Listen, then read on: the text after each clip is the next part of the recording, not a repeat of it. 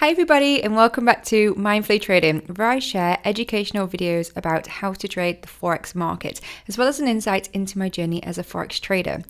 In this video, I'm going to share with you a step-by-step breakdown of a day trade that I took, trading the Forex currency pair pound dollar, where I managed to win 2 times my initial risk on the account, which equated to $1,000 profit. This trade was taken in my account with a prop from the 5%ers. If you've not heard of the 5%ers, I will share a video above with some more information, and you can find a link to them in the description below. But they're basically a prop firm that allow you to trade their company capital in exchange for a split of the profits.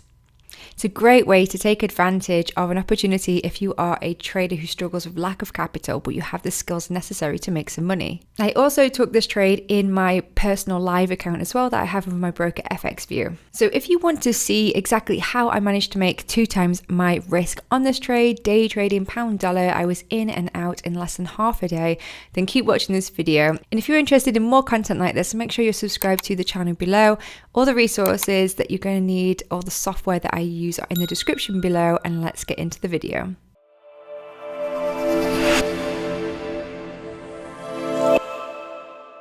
Okay guys, so I'm going to start off in my account here with the 5%ers, and I use the trading platform MetaTrader 5 for trade execution only. All of my technical analysis is carried out on a different platform that I will share with you in just a moment. But here, if I go to the bottom at history, you can see this is the trade that I took on pound dollar. So I took the trade on Tuesday, the 11th of July, and ordinarily I trade the New York session, which runs from 1:30 to about 4 o'clock GMT, as I am based here in the UK. But for this trade, I actually took this during the London Open because the setup was there and the news supported the trade. So you can see I took 2.5 lots. I had my price, my stop loss, my take profit, and I was in and out. And I made $1,000 profit. I actually made just over because I always set a target a little bit higher so that it pays for the commission for the trade. Now, this is a $100,000 account size, and ordinarily I would risk 1% per trade. So 1% of my overall account equity, in this case, $1,000. So ordinarily, this should have been a $2,000 winner, but at the moment I am using half size risk because I am in a challenge and I'm quite early in the challenge, so I'm using half size risk until I create a buffer on my account, like a safety net. Once I do that, then I will up my risk and hopefully scale and make more profits. But until then, patience is my best friend. Regardless, I still think that $1,000 profit is still pretty good for a morning's work. What do you reckon? And just before we break down the trade step by step, here is an insight into the back end of my dashboard with the 5%ers, the prop firm that I use my account with. You can see here I'm in the high stakes program, and this is an amazing opportunity because in the last couple of weeks, the 5%ers have removed any time constraints on all of their funding programs, which means that if you want to undertake a challenge so that you can hopefully pass and gain access to trading their company capital, you can do that with no time limit. It used to be 30 days for the high stakes, and they've now removed it. So there's unlimited time to be able to respect your daily loss, respect your max loss, which is 10% of the overall account, and achieve the target. So in phase 1, that's 8%, and then you have to repeat it again, but it's a reduced target of 5%. But this is what the dashboard looks like, and it just gives a lot more information about the current profit target, how much I've actually achieved towards that, daily loss level, inactive days, because you have to keep trading within this 14-day period. If you go longer than 14 days without taking a trade, they will actually void the account. But you do have a one-time option here to freeze the account, which is kind of useful. I didn't know they did that, so that would be really good if you decide to go on holiday, or in my case, I'm currently about 29 weeks pregnant, so when I get closer to my due date, I will probably freeze my account for 20 days and just give myself a bit of time off. And then it just shows some really helpful statistics here. The total trades taken, profit loss, best profit, biggest loss, the win rate, which for me at the minute, if it's over 0.5%, that's good, but I am using a higher profit loss ratio as well. But let's dive onto my charting platform on TradingView and share with you a complete step-by-step guide on how I managed to get this winner on pound dollar. So first things first, I started out on the daily time frame, which is the foundation for my trading decisions. Now, the winning trade I'm about to share with you step by step was taken on the Tuesday. On the Monday, the 10th of July, I actually shared a weekly outlook with you on the channel. So if you missed that video, I highly recommend you watch that. I'll include a link above because it talks about all of this analysis that I've carried out on the daily and why my bias was long in the first place. In fact, I even said on that video how on Monday there'd be a high chance that price would drop down to this level here, which is exactly what it did. Unfortunately, I didn't get a chance to get into that trade with a long at the bottom, so I missed the move on the Monday, but I made up for it on the Tuesday. So on the Tuesday morning, I had a quick look at the daily, but already from my weekly outlook, I had decided that I was long biased for the week and I was looking for a position long. Because the market is pushing up, it's broken this high here, it's pushing up with some momentum. We're pushing into this orange area, which is a fair value gap on the daily. But on the Monday, we've got this huge wick rejection of the lows. It's pushing up higher, and the obvious choice is to go with the flow and go up. Once I had checked out the daily time frame, I then moved to a faster time frame, which is the time frame that I execute trades on, and that is the 5-minute time frame. Now, as I said before, I usually trade during the afternoon, the New York opening session, but for this day, there was no news expected relating to the US dollar. There was only news relating to the Great British Pound, and that was being released at 7 o'clock. And at that time, fortunately, my little one was still in bed, so I decided to jump on the charts and wait to see what the news was going to be for the pound and if it would provide a trading opportunity. So 7 o'clock closing candle, we had this very strong bullish candle up in confluence with the positive news that was released for the pound. And that went with the overall technical bias that I had for this pair, which was long. So the question I was asking myself was, where's the best place to get in? Because I don't want to buy up here at the highs. I want to wait for a safer entry. I want to wait for a pullback, buy at the lows so that I can place my stop in a better place and aim for a higher target. So what I do with this is 2 steps. First of all, I consider key levels. So we've got this blue line here, which is a daily key level. It's the previous day's high, and that can be a very important factor. As you can see, price opened during the Asian session and it consolidated around this level for some while. It started to push above, it came, retested and bounced up. So that's a strong level to consider. I also have these horizontal black lines drawn out which represent institutional price levels. They're at the whole and the half dollar, and they tend to be where a lot of orders sit, which can create a lot of liquidity in the market. So it's another key level to be aware of. And the other tool that I use is a Fibonacci retracement tool. But before I can use that tool, I need to be completely sure of market structure. So let's have a look at that. And to do that, I am going to look at this very simply. Price is pushing up. We made a high here, looking at the bodies of the candles only. It pulled back down, and at the lowest point, it came to this level here. Consolidated under this level, had another little pullback. Broke above that level, it made a new high, pulled back again, made a low. I'm going to just ignore that one for now and go straight to this one, this high here, and it came back, it retested that daily key level we talked about, it made a new low, and then we had that massive candle up with the news that broke the previous high. So that is the structure we're looking at, which means that this is the most recent high because we had this low formed and price broke the high, confirming this as the new higher low. The new higher low is what I use to drop my Fibonacci tool on using the bodies of the candles, and then I drop it at the highs of the candles. And that very simply is how I calculated my entry for this trade. I then set my forecast. I dropped it at the higher of these 3 lines. If you're wondering what these are optimum trade entry points on the fib. They're at the 62%, 70% and 79% level. And it's using mathematics, and it's basically gauging where price is likely to pull back to. And my target is usually set at 1.5, but on this occasion, I actually set a higher target, which was just a little bit more than this initial push up. I felt there was a good chance that price would achieve that because it had already pushed up strong on the day, but there was lots of room on the day. If I looked at the amount of movement we had the previous day, from the low to the high, price moved around about 120 pips. So if I use that same idea from the lows here, 120 pips actually takes me up to this level here. So I knew that there was range for price to do that movement again. Now, as I am also a full-time mother, I have to make trading decisions quite quickly. I have to decide if I'm going to get in or not.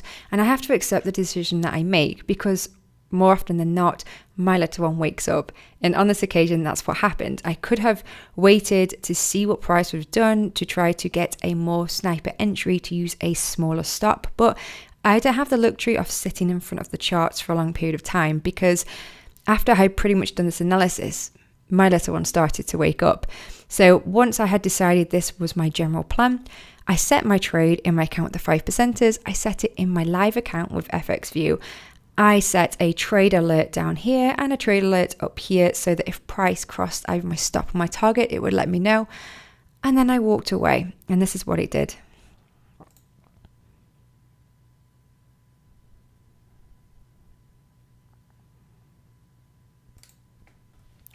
So as you can see, I did get triggered into this trade. I suffered a little bit of drawdown, but my stop held and price pushed up and hit my 2R target. So from the space of my trade calculations, which was around about 7 o'clock in the morning, the trade hit my take profit at 11:30 in the morning. So before midday, I had made $1,000 on my account, and I had also profited in my personal live account as well. Not bad for a morning's work. And that's using a simple combination of the daily time frame, key levels, market structure, Fibonacci, and trade planning and management. If you are new to trading and you want to learn more about all of those topics I've just talked about market structure, reading the market, analyzing news, and managing risk, I do have a book that I'm in the process. It's very nearly completed, and it's basically a complete guide for complete beginners into trading the Forex market. So if you're interested in that, I will attach a link somewhere on the screen now where you can contact me and join the waiting list for the ebook, which is hopefully coming out in the next 1 to 2 months. Meanwhile, I do try to share more content like this and insight into my trading style on the channel, so make sure you subscribe below so you can check out those videos. And after I've had a winning trade, I do also like to see what the market does and to see if there's anything else to learn from it. And in this case, I would ordinarily trade the New York session, which starts at 1:30 GMT. So let's just fast forward price to where that point is in time. At this point, I was away from the charts, away from the computer, and was in no position to take a trade. But looking back, I think it's very interesting, because if I apply my same strategy of the Fibonacci with the previous low, which again, if we look at simple market structure, let's go from this obvious one here where we made a high, price pulled back here, and it pushed above that high and made a new higher high here, which means that this is the new low. And if we use the same idea of using the Fibonacci from the low, dropping it at the high here, we get these 3 key levels of the fib. Now I tend to just use the first level because sometimes price only touches that and takes off. So if I drop my trade plan tool here, and let's place a stop below the low at 25. And a target just above the high here, let's say 1.5. So we're risking 1 to make 1.5.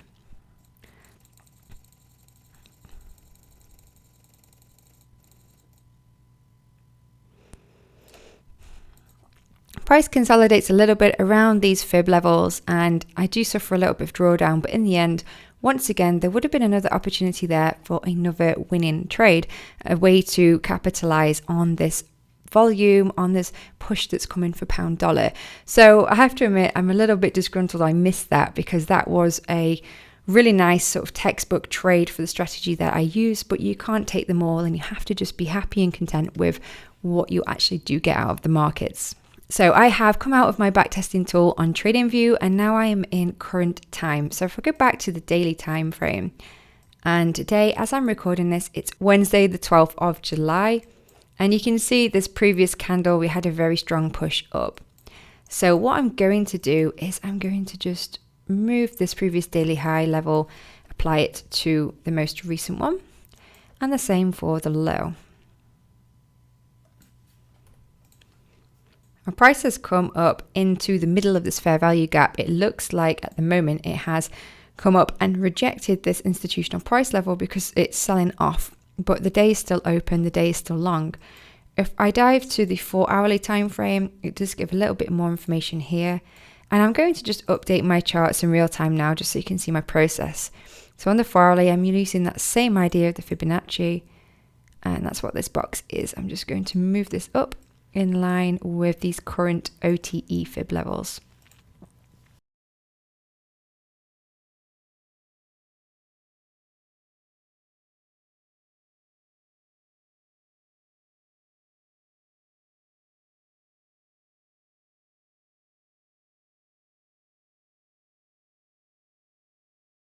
Back on the 5-minute time frame, I am zoomed out quite a lot, so the candlesticks are really small, but you can see this huge swing here, which is what I've used. It was the one that I just used on the 4-hourly to draw this box here to represent this fib level. Yesterday we got this nice push up, and at the moment it looks like price has pushed up again, consolidated, and then during the London it looks like it's actually been selling off. Now what I've got here, which is quite interesting, is from the most recent low, which is this level down here. Once again, if I apply this fib, I have this area drawn out, which are those 3 optimum trade entry levels. So that's using this simple market structure approach that we explored before. Although there was a very small pullback here, I only really considered deeper pullbacks because I think they held more authority in terms of market structure. So although price has opened here, it's pushed up, it's consolidated, and now it's selling off. We are coming into this level and there is news expected at 1:30. So I will be watching that closely, because if it comes into this area here, if the news is positive for the pound and if we get some sort of pattern where we get a strong break of structure with momentum, I might look to get long in this area. But for now, I'm very happy with the profit I have so far on the week, and let's see what happens. Here's a quick clip just to show you what the market actually does after the current price action. So I'm recording this the following day, and as you can see, price came to those optimum trade entry levels that we drew earlier, and it basically went to the bottom of those, and then we had news come in at 1:30, which was in confluence with the technicals, and that's what this huge momentum candle was here. So we've got a huge bounce from this area, and since then price has just been trending higher. But I hope that you've enjoyed this video, an insight into the way that I trade the Forex markets, a step-by-step guide to day trading pound dollar. If you have, please be sure to let me know by hitting the like button below this video. Make sure you subscribe to the channel below. If you've got any questions, any comments, leave them below. I do my best to get back to all the comments, but as you can imagine, it does take some time because I've got a really busy lifestyle. But I love to hear from you, especially the positive comments. It's why I do these videos, to connect with the greater trading community. Have a great rest of the day, and I'll catch you in my next video. Thank you. Bye.